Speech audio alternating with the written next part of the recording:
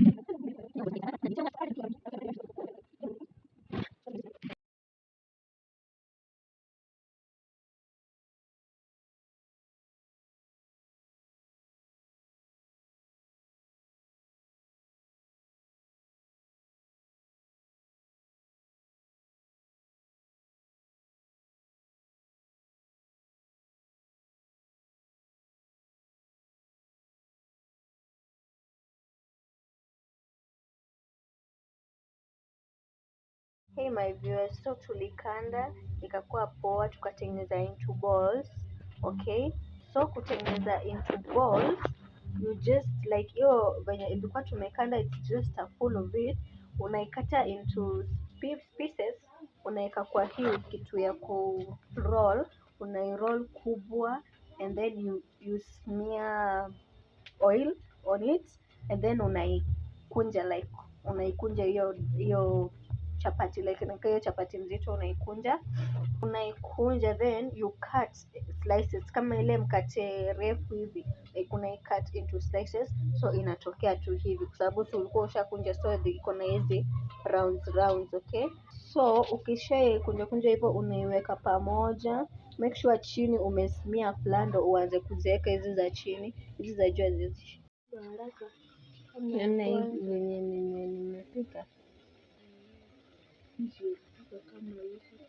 bado. Imagine haijaiva bado, si nimeweka kitunguu nikaweka maji kidogo ile ya kufanya kitunguu soft isheishe, alafu naona hiyo maji ya nini ya maragwe, sijui maragwe na kuchemsha si vizuri kupika na hii maji, ndo maana acid na ile gasi iko sasa, si ndio nikamwaga hiyo maji, nikaweka hiyo maragwe tu peke yake. Sasa ndio like sasa ikiiva hivi inaiva kama iko fried. Sasa unaona ile kama imeanza kushikashika hiyo, sasa nikaa inakuwa fried. Sasa hivi naweza ongeza maji, sasa ile maji ya kuifanya ikuwe mboga, umeelewa? Naona unaweka tu amount ya maji yenye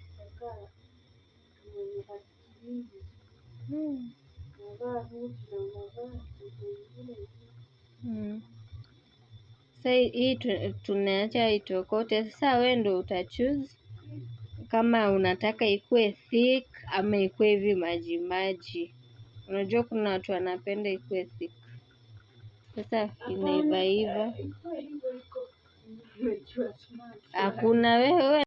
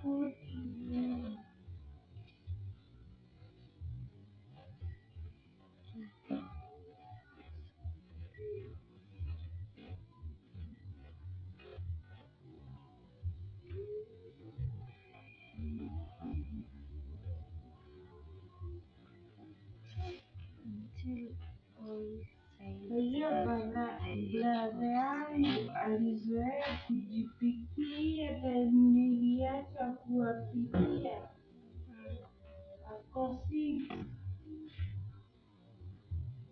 Sahizi hakuna hata chapo huwa wanapika.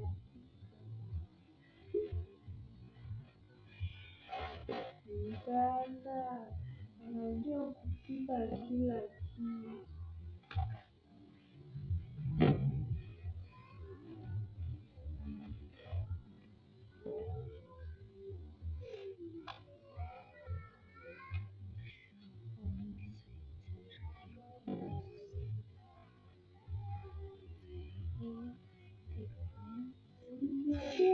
Basi na rangi tofauti mali.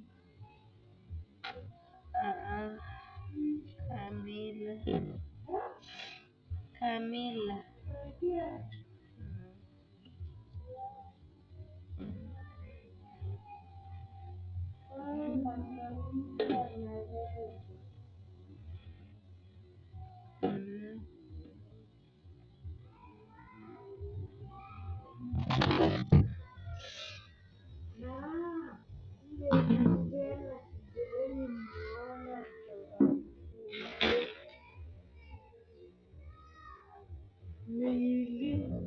So guys, tutaweka the rolled chapati kwa pan.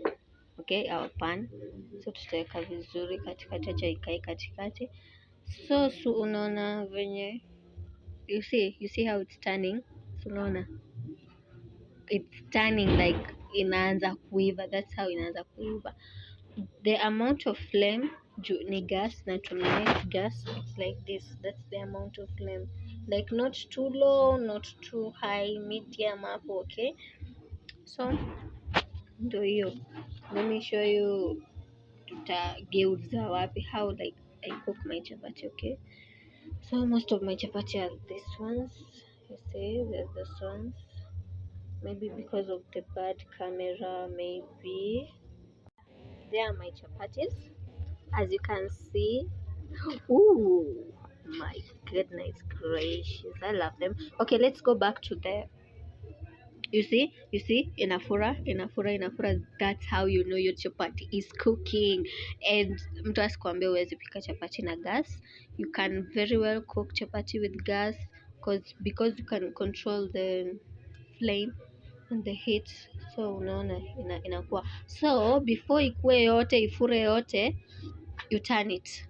Okay, and also before we add nini, what is this thing called, mafuta. So unaona venye nimeitantan hivyo. That's how you do it, so that heat distribute kote.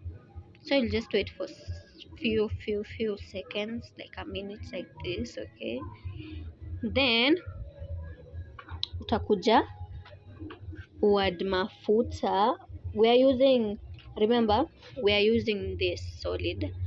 because solid haiendi mingi. Okay, so mi uko na shida na kuiweka hiyo solid. Okay, so ndo hiyo you just sasa unaizungusha hivi ndo kila pahali ipate mafuta. Okay, so unaizungusha.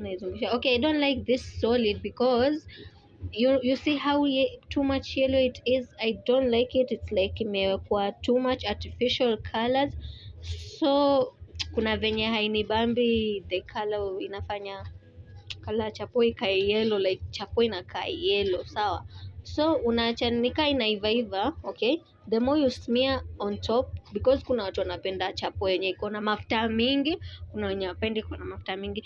So kama wenye wapendi mafuta mingi, you'll just put ile yenye tumeweka huku chini, au utasmea ya juu. Sawa, kwa wenye wanapenda mafuta mingi utasmea chini na juu. Si unaona like it's too oily. Okay, it's too oily, so don't make it, unasikia venye yangu ina nini, don't make it that crunchy. Okay, sasa unaona how nini hii mafuta inafanya. This mafuta me I would never recommend it. It's called cowboy. Okay, I won't recommend it. So there. You see, it imeiva. This is cowboy. I don't like it. You see, it's like wameongeza too much artificial colors. So guys, that's how you cook your chapati and your maragwe. So next time, inshallah, if we get nazi, we will cook maragwe and nazi. Okay, thank you guys for being there, for watching step by step cooking chapati and maragwe. Thank you so much. Thank you so much. Another episodes are coming. We'll know how to cook much things. Okay, let me do the last part of how I cooked everything and how I started, for those who didn't understand from the start. Hello guys, so the ingredients for making chapati: you'll need flour, solid oil. Make sure it's solid oil, not the liquid oil. Si ile watu napikia nayo mboga, yaani inamaanisha kimbo hizo ambazo zimenunuliwa kama zimeganda. Sawa, solid oil. Okay, kwa sijui inaitwaje kwa English, but si ile liquid oil. Use solid oil, alafu salt na warm water, strictly warm water, not hot water, warm. Okay, and then for beef stew we'll need beans, onions, water and capsicum. So if you see in my video the way I started cooking chapati, just because of the distraction, we were making stories with my friend, I was telling her why I'm doing this.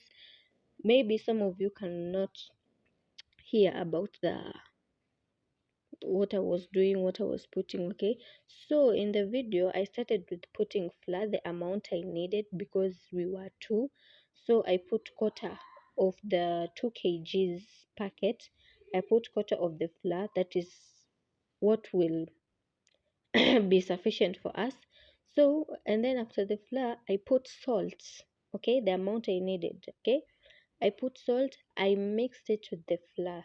Okay, after mixing it with the flour, I now added solid oil. Don't put a lot of solid oil. No matter how you feel, it's not enough. Don't put a lot. I think if you'll see the video, you'll see that I didn't put a lot, because you'll find that it's not enough. But when you start cooking, and when you finish cooking the chapati, you'll find your chapati has too much oil. Because remember this,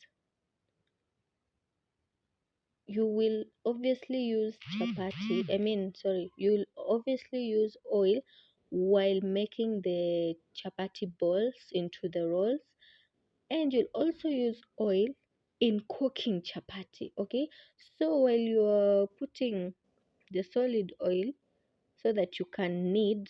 Kuknead ni kukanda, kuna kanda chapati. Sawa, so you'll need not too much oil. Okay, I'll just a little one, a little bit, okay? So you put the solid oil and then you knead it. Okay, you knead it. Okay, you can knead it or you can mix it. Mix it until you feel it has become soft, like the way you found the flour. It's so sifted, like it's so soft. Okay, mix the flour with the oil together. Let it not have the balls, hizo balls za mafuta na unga. Mix kabisa, mix hadi chini, mix and mix, ndio kila pahali, like hiyo mafuta ikuwe distributed in every part of the unga, okay, of the flour. Then after ushaona flour yako iko sawa, it's okay, iko sawa, it's soft, okay, put warm water, strictly warm water, not hot, warm water, okay? So put warm water bit by bit, usimwage maji mengi, put it bit by bit, okay? So when you put bit by bit, you'll see like it's mixing with the water until there's a place that you'll find that I've finished kneading, and I've told you, if you want to know if your flour is ready, if you press it, ukifinya inarudi juu, like unga itarudi juu, hiyo pale umefinya itarudi juu, sawa? So hiyo ushamaliza. So hiyo the flour that iko ina daf sasa ndio hiyo ambayo ushakanda.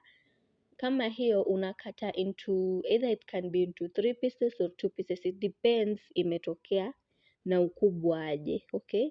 If it's 2 pieces unaweka kwa ile kibao chako cha kusukumia chapati, wasukuma, okay, unaisukuma, you roll it, it's called rolling.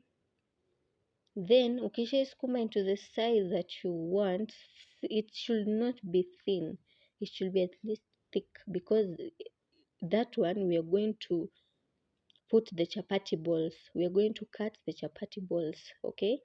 So you roll it, you smear, and remember to always smear the oil on top. Then you roll the duff, sasa hiyo yenye usha roll, you roll it, you cut the chapati balls, okay? And then unaweka kando. You do that until you finish the pieces of the duff that you have. Then you cover them, most of the time you cover them with a nylon paper so that it can have the what do we call it? It's like it's becoming softer. The more you put it in a nylon paper, the more it has the heat in it. It becomes, your chapati will become so soft, okay? So people say 30 minutes, 1 hour, 2 hours, put it as long as you can. So it's usually better to knead your flour earlier and not better to knead your flour and immediately cooking. Because if you knead your flour and immediately cooking, it won't be soft the way you want it. So knead your flour early. Flour, it's unga. Knead your flour early so that it can stay. Cover it with a nylon paper so that it can stay and become softer. The way you people see in YouTube, somebody just cuts chapati and it's so soft and it has layers. That's how you get layers in chapati, okay? So the other steps, I think you can see how I was doing it. The most important things are the flour and how to mix everything so that to come with a chapati knead and chapati rolls. I hope you guys have understood that part. If you have not understood, ask me or tell me to make another video doing it again. I'll do it, okay? Or I'll also explain it again. So when we go to the bean stew, if you've seen in the video, I did not, what is it called? Kuchemsha maragwe, like raw. It was, no, I didn't buy a raw maragwe. I didn't buy raw beans. I bought the ready-made one. You know, in Kenyan hotels, we have those ready-made. Okay, so I bought that one. And if you saw in the video how I was showing you everything, I did something with the beans that I bought. So first, what I did to come up with my last result, which is the bean stew, I first cut my onions. I fried my onions to golden brown. After it's golden brown, you don't put what is this thing called, beans first, but you can put beans first. Okay, either way. So because my beans, I was not it was not ready, like I did not prepare it the way I wanted. I fried the onions and then added a little water so that the onions cannot what is it called, cannot burn.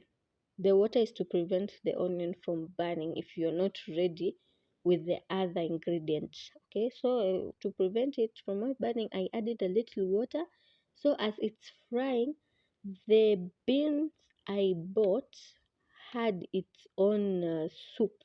So I didn't want to use that soup because many of our hotels, the soup, most of it's from the one that they have chemshad. What is to chemshad in English? To boil maragwe from it. Okay, so I didn't want to use that soup, that stew. So I discarded it, nilimwaga hiyo soup, I remained with the beans alone. So after the water had finished, the one that I added in the onion, I put the beans. Okay, only beans. I what is it called? I stirred it until it looked like it's frying. So I added water. Okay, water. I added water. As I added water, it boiled to the amount of water I wanted in the beans. That's why in my video I said some people like their beans too watery. Some people want it to be thick. Okay, the way you want, like you can add water, but you know the amount how you eat. You know how you eat. You either like bean stew that is watery or bean stew that is thick. Okay, so for me, I didn't want it to be that thick because I have a very good friend who likes stew that are watery. So I left it like it has soup, a lot of stew that is in favor of her, but still thick for me. I hope you've seen it in the video. So at that time the bean stew it's boiling. I was cutting my capsicum, pili pili hoho. I was cutting it into smaller pieces like this, smaller pieces. Okay, I was cutting it, and then when the stew was ready, like when the stew was the thickness that I felt it's okay, I added the capsicum, and my bean stew is ready. The capsicum is not supposed to, what is it called? It's not supposed to cook a lot. It's supposed to, when you eat it, you feel it's crunchy. And why did I add the capsicum and immediately took the sufuria out of the gas? It's because this steam will make the capsicum rather soft and not rather too raw.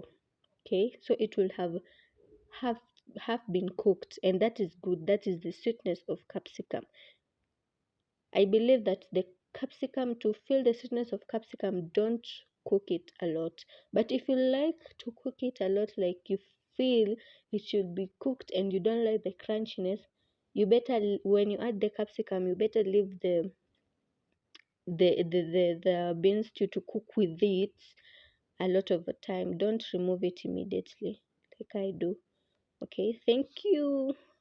I hope you've understood. I hope you've understood the steps I'm saying here and the steps that are in the video. If you have any question, please ask. If you're curious, please ask.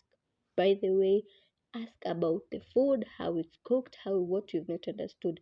Don't ask about why is your kitchen like this, why are you cooking in a dark place, why. It's called starting. Nobody starts from the top, and anybody who starts from the top is blessed.